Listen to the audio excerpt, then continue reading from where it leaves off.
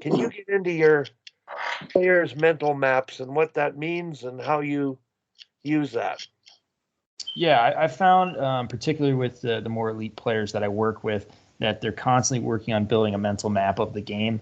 Their teammates where they're at, opponents where they're at, handedness of the other team, what part of the shift each player is in, general direction of movement, handedness of the player that's guarding them. Like, it gets more detailed the higher level of a player, less detailed for someone who's a little bit lower, but just getting players in the idea of building mental maps and loading information in so they can make quick decisions. They're constantly engaged 24/7 when they're out there on the ice, being able to play the game at the highest level they can do possible, and improving those mental skills that make the game playing so much easier. So just the idea of helping players figure out what's the information that you need to put in your brain, where do you need to look, how are we scanning, what are we scanning for, and continuously working on building that. I found super important. I did a podcast with Marty St. Louis, and the level of detail that he goes into within his mental map was quite insane compared to everyone else that I've ever seen, including some other NHLers and professional players and NCAA hockey players that I've talked with. So I think that's an area that's not talked about enough, is how detailed players build their mental maps. Craig,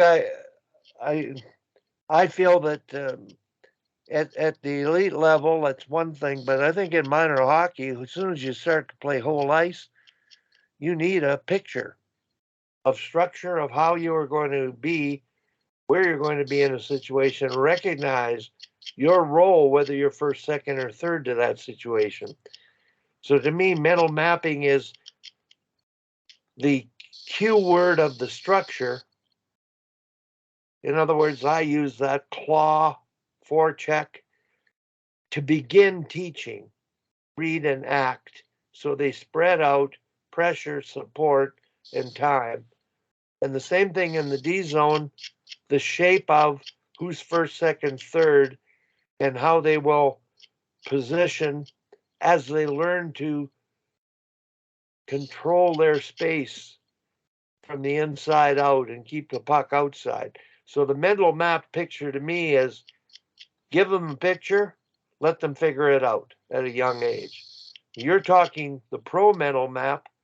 Can you give me a specific example for some people that might be watching the game at that high a level where it what separates those players with better mental maps? Yeah, classic example would be like for a player that's playing one-on-one, like understanding the handedness of the defender that they have, and then how far they are into their shift. Like, do you want to push a pace? Are you longer in the shift? And now you're like, I don't want to. I just want to maintain possession for our team. What direction? Like, how does that dictate the next best play?